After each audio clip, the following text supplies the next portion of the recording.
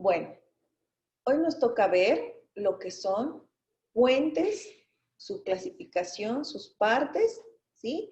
Y lo que es pónticos y los conectores.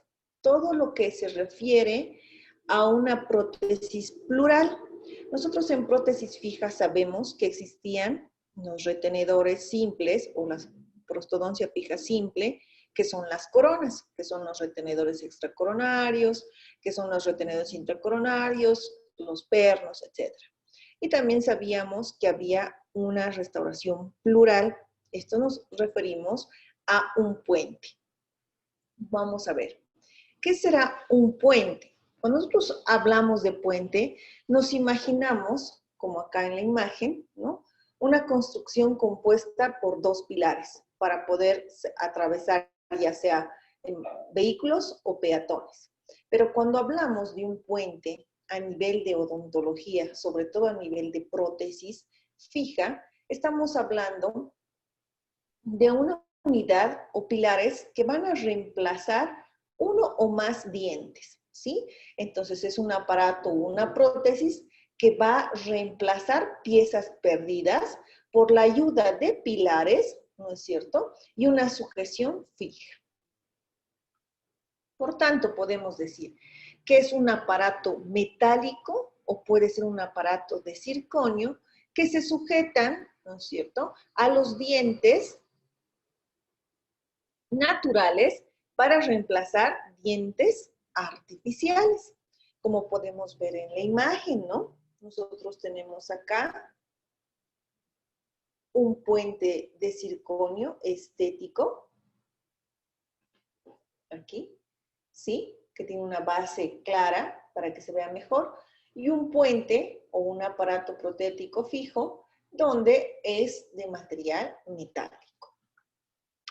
Por tanto, nosotros podemos decir que el conjunto continuo de dientes sustituidos se llama tramo dental. O sea, todo lo que nosotros reemplazamos acá, los dientes perdidos reemplazados por dientes, se llaman tramo dental. En cambio, el espacio edéntulo o espacio que falta se llama tramo edéntulo. Tramo edéntulo, el espacio vacío, donde faltan los dientes. Tramo dental sería acá, ¿no? Los dientes que nosotros estamos sustituyendo. Por tanto, el puente es una prótesis fija, que valga la redundancia, que va a sustituir un único diente, una sola corona o varios dientes.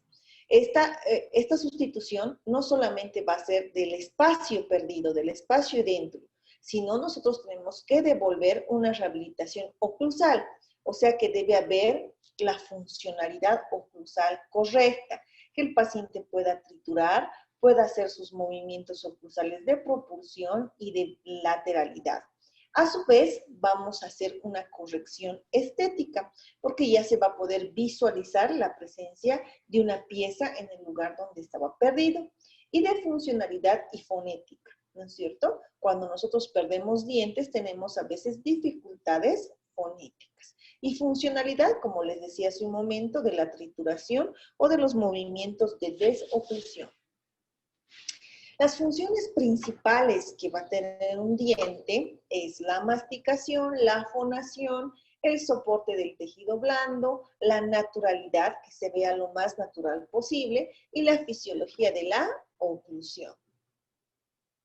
Por tanto, podemos decir que existen tipos de puentes. Existen puentes convencionales, que son el típico puente que va a presentar dos pilares y un póntico, ¿sí?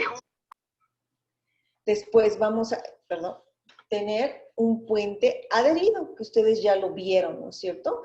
Que nos sujetamos con la ayuda de materiales de adhesión por la parte palatina o lingual de las piezas dentarias. Y un puente implanto asistido, que por la ayuda de implantes de titanio o tornillos de titanio incluidos al hueso, vamos a confeccionar un puente. Tenemos que tomar en cuenta que para nosotros realizar un puente, tenemos que tener una proporción corono-raíz. La más óptima es de 2/3 y la aceptable es de 1:1. Cuando hablamos de 2/3 o de 1/1, estamos hablando de la proporción que tiene el tamaño de la corona y la raíz. Aquí tiene que ser 3 y aquí tiene que ser 2, lo óptimo. Y lo aceptable es 1/1. La clasificación de los puentes. ¿Cómo será la clasificación de los puentes? Los puentes se van a dividir de acuerdo al número de dientes ausentes, de acuerdo a la ubicación en la arcada en la que están, de acuerdo al material que están hechos y de acuerdo a qué soportan o por dónde se soportan. Cuando hablamos del número de dientes, vamos a hablar de tres tipos de dientes específicamente. Los puentes simples es cuando vamos a reemplazar una sola pieza dentaria. Los puentes compuestos son cuando nosotros vamos a reemplazar más de 2 piezas dentarias, sin excedernos. Lo máximo del número de dientes que podemos reemplazar son 3 piezas dentarias, ¿sí? Y los puentes complejos son aquellos puentes que van a tener un pilar intermedio, ¿sí? Que pueden estar sujetados por medios de ataches, pero va a tener un pilar intermedio. Por su ubicación, los puentes por su ubicación pueden estar en el sector anterior, en el sector posterior, en el maxilar superior, en el maxilar inferior, en el lado derecho o en el lado izquierdo. Por ejemplo, acá tenemos un puente que es aparentemente es un puente postero inferior derecho. Ese tipo de denominaciones les vamos a dar. Postero inferior izquierdo. Antero superior derecho, ¿no es cierto? Entonces, dependiendo de su ubicación, dónde está localizado, va a tener su clasificación en la parte anterior, posterior, superior, inferior, de un lado derecho o del lado izquierdo. De acuerdo al material que están hechos, tenemos una variedad de tipos de materiales de los que están hechos los puentes. Puede ser de un metal colado, puede ser de metal con porcelana, puede ser un material resinoso, ¿sí? Puede tener metal y encima resina. Puede ser de metal en la parte posterior y estético con acrílico, resina o porcelana en la parte delantera, como las coronas Wieners, pero las utilizamos para puente, ¿sí? Libres totalmente de metal, que solamente lleven un material estético, como lo es el disilicato de litio, o como les mostraba hace un momento, que puede tener una estructura de circonio y encima porcelana, y materiales adhesivos como los Maryland, que pueden venir de acrílico, de resina, de solo porcelana, ¿sí? Como el disilicato de litio. Acá tenemos los distintos tipos de puentes, ¿no? Aquí esta es una estructura de circonio forrado con porcelana. Aquí tenemos exclusivamente de resina. Aquí tenemos un Maryland. Acá tenemos con una estructura de metal y un material estético.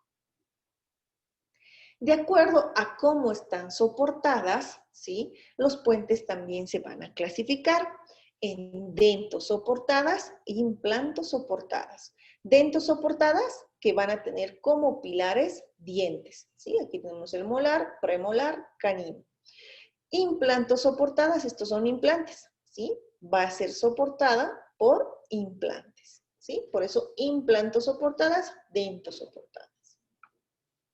Las ventajas de realizar una prótesis plural o un puente. Devuelven estética. Tienen una función masticatoria. Podemos devolver el punto de contacto con las piezas vecinas. Podemos producir una articulación adecuada porque vamos a devolver, ¿no es cierto?, una pieza dentaria y articular bien con su antagonista. Generar una salud de tejido óseo apropiada. Como vamos a devolver esa pieza perdida, vamos a evitar que esa área se reabsorba. Naturalidad, que no se note que hay presencia de un puente. Son fijos, el paciente no se las retira. Y que tengan fuerzas funcionales que estimulen el tejido de soporte de las piezas pilares. Nosotros debemos elegir de manera apropiada qué piezas dentarias van a ser como pilar para que ejerza ese soporte del tejido de manera adecuada. Desventajas, ¿no? La desventaja de esta prótesis plural o puente es que podemos ocasionar movilidad dentaria si no realizamos un buen plan de tratamiento. Como hace un momento les decía, máximo podemos devolver 3 dientes. Si nosotros nos exageramos y sobrecargamos a los pilares, podemos producir movilidad dentaria. Desgaste insuficiente. Podemos gastar poco o tallar poco las piezas dentarias y producir un punto de contacto prematuro y ocasionar un trauma de oclusión, ¿sí? Desgaste excesivo, que nosotros gastemos demasiado. Por eso es importante elegir qué tipo de puente voy a realizar, de qué material, ¿no es cierto? Cómo va a estar soportado, va a ser simple, va a ser compuesto, cómo va a ser. El desgaste de piezas sanas. A veces cuando tenemos pérdida de dientes, nosotros lo que queremos hacer es desgastar las piezas vecinas sanas. Tenemos que evitar ese tipo de traumatismos a nivel del esmalte, ¿no? Es traumático el desgaste del esmalte. Y la parte económica. A diferencia de una prótesis removible, la prótesis fija puede tener un costo mayor. Consecuencias clínicas. Si nosotros no reemplazamos la pieza dentaria perdida, no reemplazamos ese tramo edéntulo, podemos tener mesialización, distalización, extrusión. Por tanto, va a haber una pérdida armónica de la parte del plano oclusal del paciente y a su vez va a haber cambios a nivel de la articulación por esta migración o inclinaciones que pueden tener las piezas dentarias al existir la ausencia o un tramo edento. Entonces es una alternativa buena el realizar estas prótesis plurales o puentes. Por tanto, podemos decir que un puente va a tener partes o va a tener componentes y cada uno de esos componentes va a tener su característica específica. Va a tener 4 partes. Va a tener un pilar, un retenedor, un póntico y un conector. Cuando nosotros hablamos de pilar, estamos hablando de aquella pieza dentaria que va a servir de apoyo, es decir, aquella pieza dentaria que nosotros vamos a tallar o desgastar o realizar la preparación biológica. ¿Para qué? Para que pueda soportar al retenedor. El retenedor es la restauración, ¿sí? Puede ser metal cerámica, metal acrílico, metal resina, libre de metal, pura cerámica, ¿sí? Es la restauración que va a asentar sobre los pilares, sobre los pilares y el tramo edento.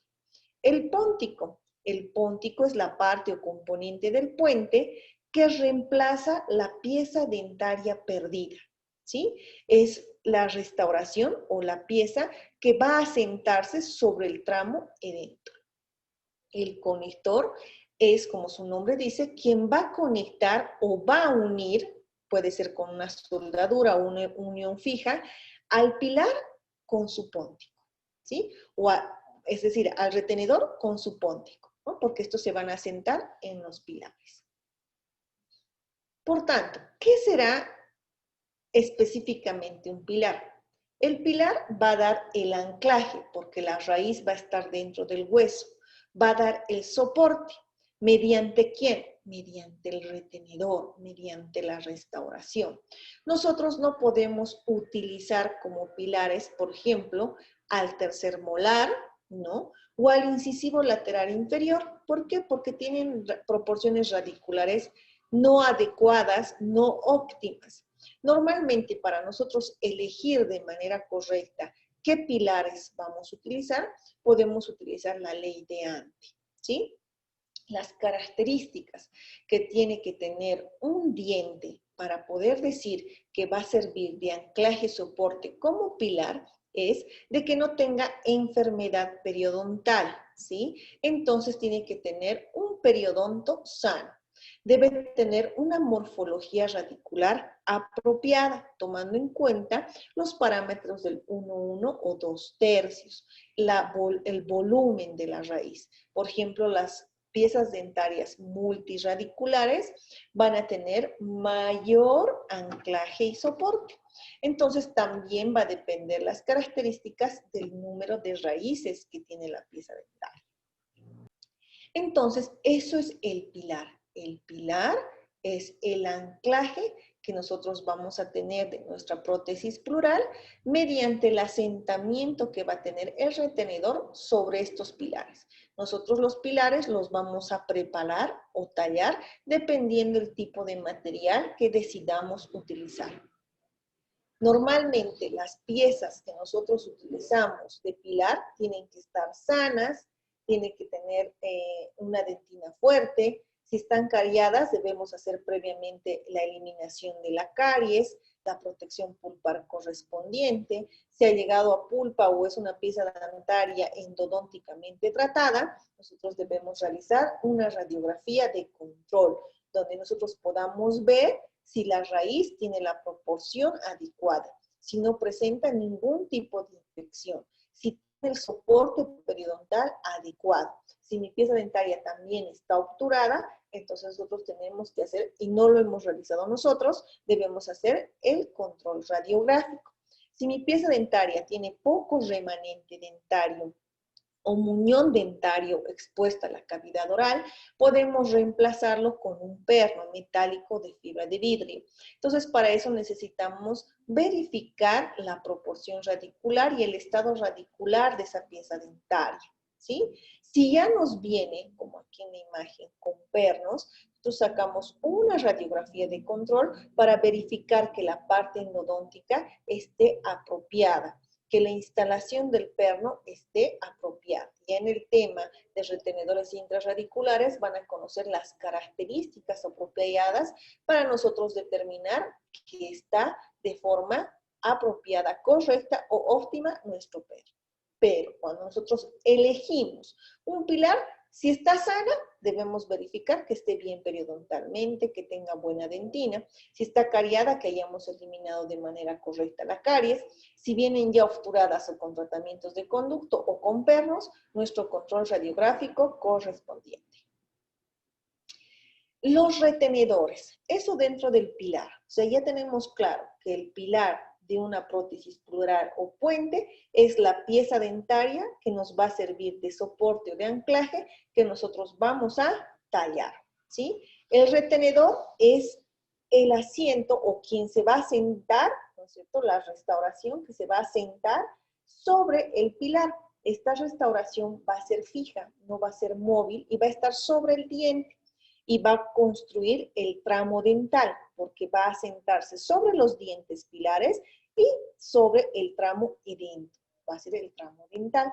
Esta restauración se fijan al diente y se conectan al póntico, ¿sí? Y van a estar cementadas para poder proteger las piezas dentarias talladas. Estos retenedores pueden ser de distintos materiales y tienen que cumplir los parámetros óptimos de oclusión para no ocasionar problemas en la cavidad oral de manera fisiológica y funcional. Los requisitos que tienen es mecánicos, estéticos y biológicos, que tenga una buena retención, que tenga una buena estabilidad, que tenga la forma y tamaño correcto, como acá tenemos un puente en el sector anterior, tiene que tener la forma correcta, tiene que tener controlar la parte periodontal y la vitalidad pulpar de las piezas que hemos tallado, tiene que cumplir todos los parámetros de principios que hemos llevado en retenedores extracoronales.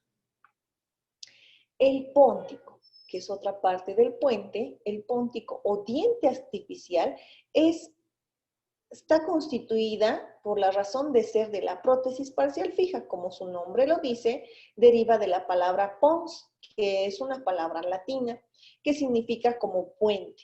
El póntico es el elemento de la prótesis fija o de la prótesis plural que sustituye de manera artificial al diente, ¿sí? Al diente que falta. Ese es el póntico, es el diente falso. ¿Qué funciones va a cumplir? Acá tenemos en el sector anterior y en el sector posterior. El póntico es esto, la restauración, ¿no? O el diente artificial que va a reemplazar a la pieza o a las piezas perdidas. La restauración tiene una función masticatoria, reemplazar la estructura dentaria en su totalidad, mejorar la estética y la fonética, ¿no? Entonces, aquí en la parte delantera o anterior, estética y fonética, y en la parte posterior será la función masticatoria. Hay que tomar en cuenta ciertas consideraciones importantes al momento de diseñar un póntico, porque es quien se va a sentar en el tramo edéntulo. Uno es la higiene apropiada del paciente. Si el paciente no tiene una buena higiene oral, tenemos que tomar en cuenta que en lugar de hacerle un favor, vamos a ocasionar mayor acúmulo de placa, inflamación de encías y probablemente problemas periodontales. Debe tener requerimientos estéticos. Debemos conocer cuál es el requerimiento del paciente. Y nosotros debemos tomar en cuenta dentro de las consideraciones la forma y tamaño del espacio dentro. ¿Cuántas piezas dentarias van a entrar aquí? ¿Cuánto de hueso se ha perdido, no? Por eso la forma y el tamaño. Características que debe presentar el póntico. El póntico debe tener ciertas características fundamentales. Uno es el contacto con la encía o el contacto tisular que va a tener este póntico. Va a ser libre, va a poder haber acceso de fluidos o va a tener presión, ¿sí? El póntico debe ser convexo para que pueda ser fácil de higienizarlo. El póntico, a su vez, tiene que estar o debe tener una conexión correcta, ¿no es cierto?, con los pilares y a su vez tener el espesor suficiente para las fuerzas oclusales.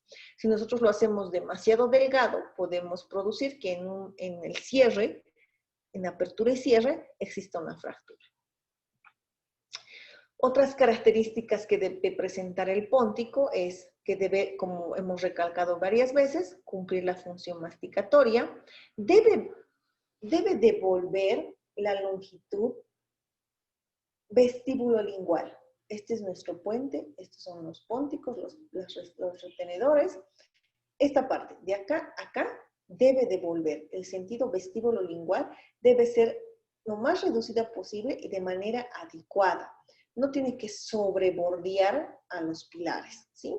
Esta característica facilita a que exista una mejor higiene y a su vez que no exista interferencias oclusales. Otra característica es que deben evitar nichos que produzcan acumulación, que estas troneras interproximales sean demasiado marcadas, que nos puedan producir debilidad, o sea que se pueda fracturar, quebrar el puente o que pueda ocasionar acúmulo de placa bacteriana. Deben ser lisas, no debe haber porosidades, debe estar bien pulida, sobre todo si utilizamos un material convencional como lo es la resina o un acrílico, entonces debemos verificar que estén bien pulidas. Si hacemos un ajuste oclusal, no podemos dejar sin pulir estas prótesis. La altura debe ser similar a las piezas aledañas, en sentido vertical, ¿no es cierto?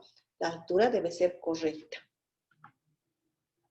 El contorno tiene que ser apropiado. Aquí tenemos un puente con un fondo de metal y encima estratificado con un material estético. El contorno tiene que ser apropiado. No podemos sobrebordearnos. Esto no puede venir por encima ahí, ¿sí? No puede sobrebordear.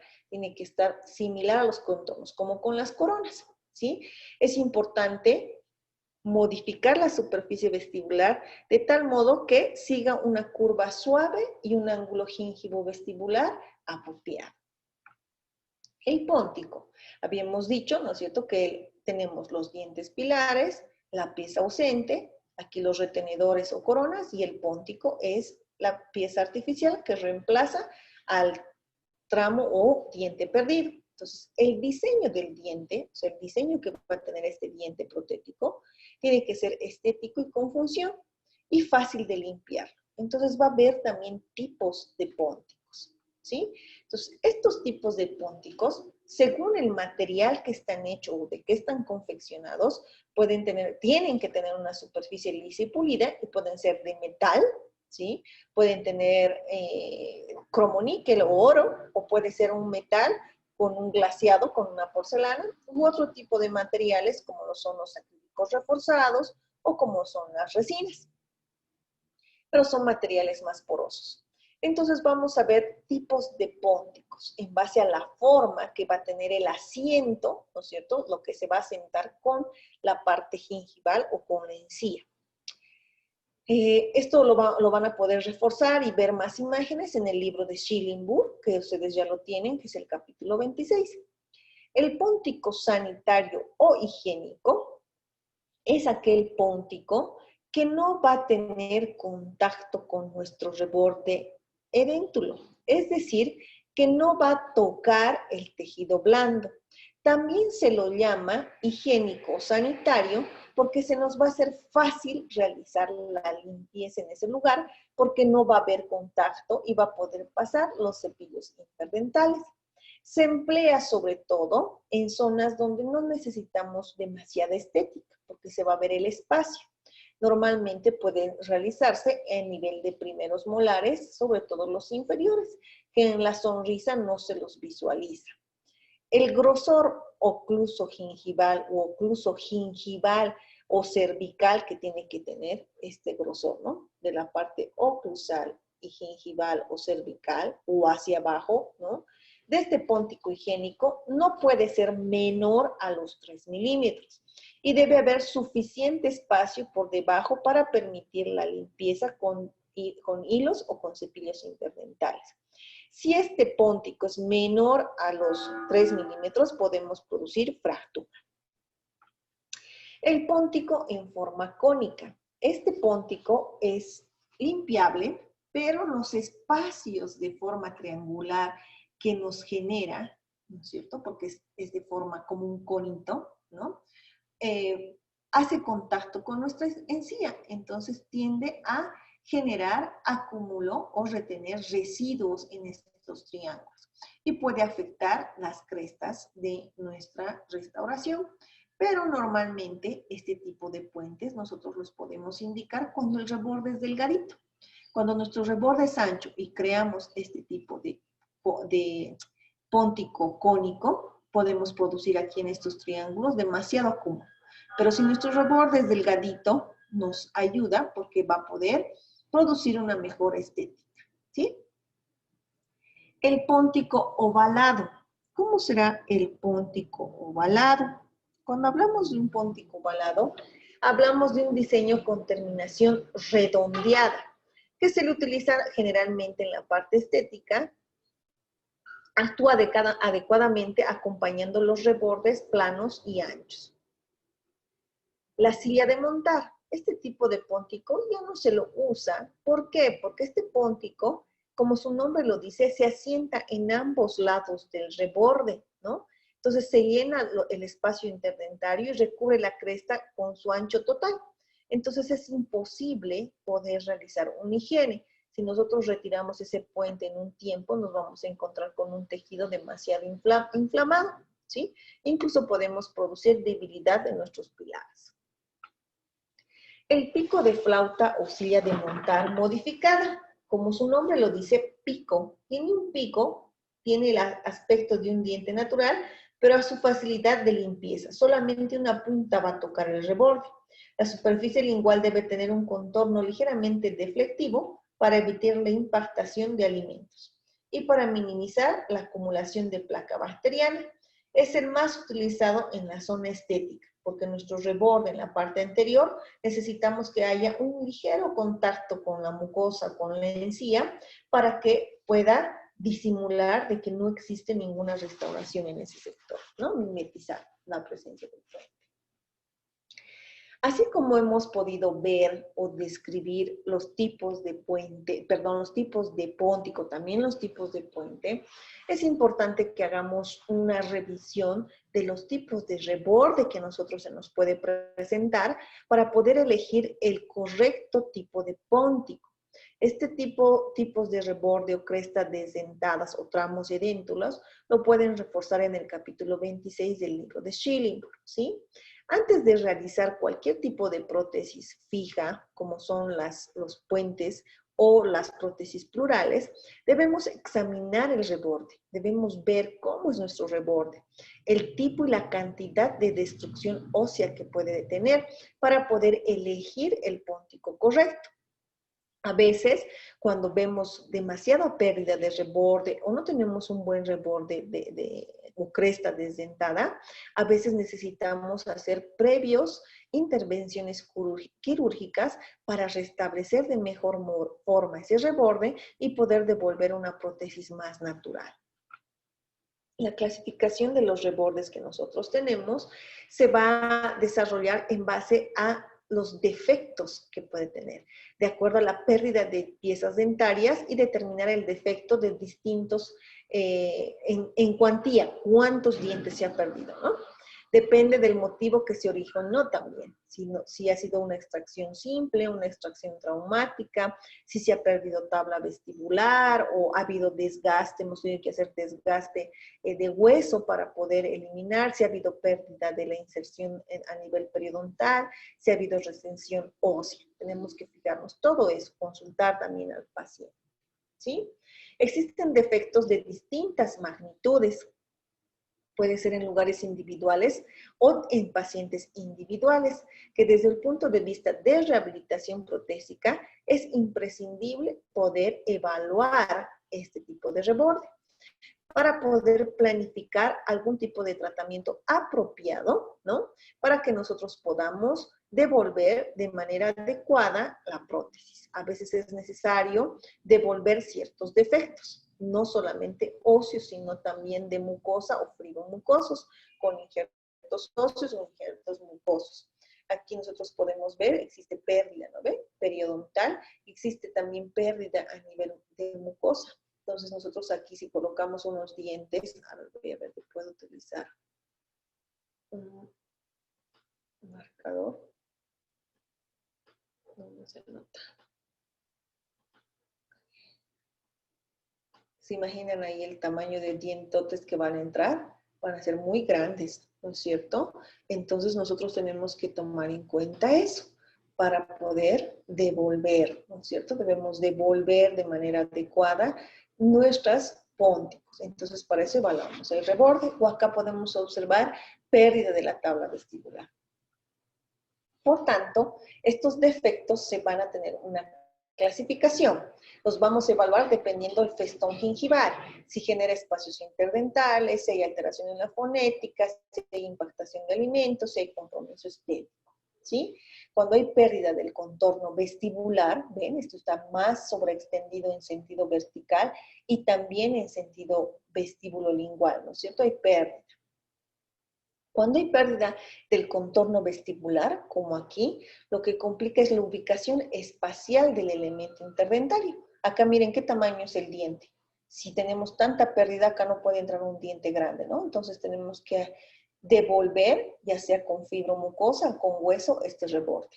Si la pérdida es en sentido vestíbulo-palatino, ¿no es cierto? El volumen del reborde está alterado, ¿no es cierto?, en cuantía. Entonces, de la misma manera, debemos devolver el reborde acá, ¿no? Tal vez aquí sea solo con fibromucosa, con hueso particular. La clasificación de niveles de pérdida en el sentido vertical y en el sentido anteroposterior se miden pasando una tangente que va por toda la zona del festón gingival, ¿sí? O por las caras vestibulares para poder cuantificar, para poner una cantidad, un número de pérdida en magnitud, ¿sí? Hay defectos del reborde en sentido horizontal y hay pérdidas en sentido vertical, ¿no?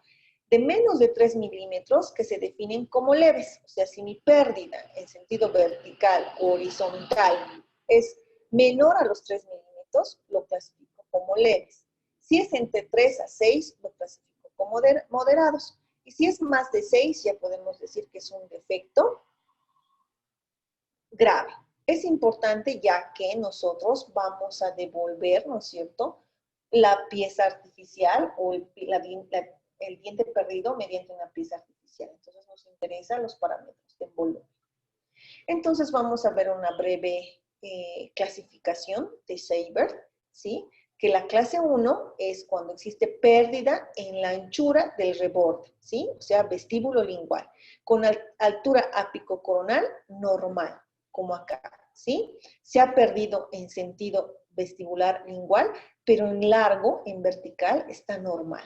La clase 2, cuando la pérdida de altura del reborde con anchura normal, al revés. ¿Lo ven? Acá tenemos, ¿sí? Y la clase 3 es la pérdida de anchura y de altura del reborde, cuando tenemos pérdida de ambos, como acá, ¿no es cierto? ¿Dónde estaba? Acá tenemos la pérdida de todo. Ahí tenemos la clasificación. En el libro lo van a poder ver bien las imágenes para que se den cuenta. De todas maneras, he tratado de conseguir unas imágenes clínicas de la clase 1, de la clase 2 y de la clase 3. Entonces, de acuerdo a esta clasificación, ya también según su extensión, habíamos hablado de una clasificación en base a la pérdida en sentido horizontal y vertical, que es la de Shaver, ¿no es cierto? La clase 1, 2, 3. Tenemos también la de Allen. La A es la pérdida de tejido ápico-coronal. La B, la pérdida de tejido bucolingual. La C, combinación de ambas. Y lo que les decía hace un momento, menor a 3, leve. De 3 a 6, mediano. Mayor a 6, severo. ¿Sí? Es en relación a la pérdida ósea de tejido fibromucoso en sentido vertical y horizontal. Ahora, de acuerdo a la extensión, o sea, la clasificación o el defecto del reborde en base a la cantidad de dientes que se ha perdido. Puede ser un defecto de reborde con pérdida de un diente, de 2 dientes, de 3 dientes o de 4 dientes.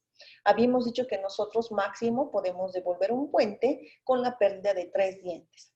Excepcionalmente podemos devolver 4, sobre todo en el sector anterior, cuando existe la pérdida de 4 dientes anteriores, donde nos van a servir de soporte los caninos, pero previa verificación del soporte óseo y radicular, ¿no es cierto?, cumpliendo los parámetros óptimos radiculares que tengan esos caninos. Tenemos que pensar en la carga oclusal que van a recibir.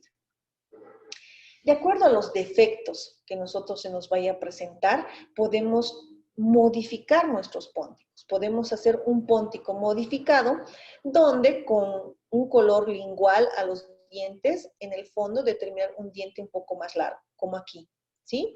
Si es hacer un póntico un poco modificado, podemos hacer dientecitos un poquito más grandes y simular, si es que la sonrisa de mi paciente no es muy marcado o el labio es largo. Hacer un póntico con una zona gingival del color de la gingiva, acá. Para que no se vean dientes grandotes, podemos devolver con el material porcelana o acrílico, dar un color de la encía. Hay acrílicos o porcelanas que vienen de colores rosas para disimular. Entonces es un póntico con zona gingival de color gingival para mimetizar ese defecto, ¿no? O también podemos hacer la modificación del cuello del póntico para camuflar un defecto grande. El problema de este tipo de pónticos, ¿no?, que vamos a hacer aumentar un volumen más grande es la higiene. Entonces tenemos que trabajar la parte de higiene con el paciente, ¿sí? Porque esto significa gestar con algún tipo de volumen a nivel gingival distinto a la de las piezas vecinas con la parte radicular. Entonces debemos tratar de reponer ese defecto. Los conectores. Entonces ya hemos hablado de cuál era la clasificación del, qué era un puente, qué partes tenía un puente, cómo lo clasificábamos un puente o prótesis plural, qué era un pilar, ¿no es cierto?, qué era un retenedor, ¿no es cierto?, qué es un póntico y cómo tiene que ser el reborde, ¿no es cierto?, de dónde se va a sentar mi póntico y que había existido defectos en estos rebordes. Y de acuerdo a los defectos podemos trabajar con prótesis plurales modificando el póntico. Pero hay defectos que no los podemos solucionar y necesitan intervenciones quirúrgicas, ya sea injertos óseos o injertos de fibromucosa. Dependiendo la clasificación del defecto, nosotros podemos decidir qué hacer, ¿sí? Entonces, los conectores de un puente son la unión que va a tener el retenedor que se asienta en el pilar con el póntico. El póntico está adherido al retenedor por medio del conector. Estas uniones, ¿sí? La unión entre el pilar y el póntico o la ferularización rígida que va a tener. Dependiendo del tipo de puente, también puede haber tipo de conectores, porque habíamos dicho que había puentes simples como este, puentes complejos y puentes compuestos, ¿no es cierto? Entonces los conectores también van a tener una clasificación dependiendo la cantidad de dientes que vamos a reemplazar. Pueden ser o el tipo de conector de unión que vamos a tener con nuestro póntico, que pueden ser rígidos, semirrígidos y barra lingual. ¿A qué nos referiremos con un conector rígido? Bueno, esto también lo pueden reforzar en el capítulo 27. Pero un conector rígido puede ser colado o soldado. ¿Cuándo es colado? Cuando son una estructura de poca extensión. Cuando ustedes hacen su encerado así como esto y hacen un colado único, ¿sí? En cambio, el soldado es cuando la estructura tiene una extensión más grande y necesitamos hacer un punto de soldadura, ¿sí? En el modelo de trabajo para que haya una estabilidad en esa estructura. Los semirrígidos tienen un movimiento individual. Normalmente se realizan en puentes complejos, como son los ataches de presión. Ahorita vamos a ver una imagen, ¿sí?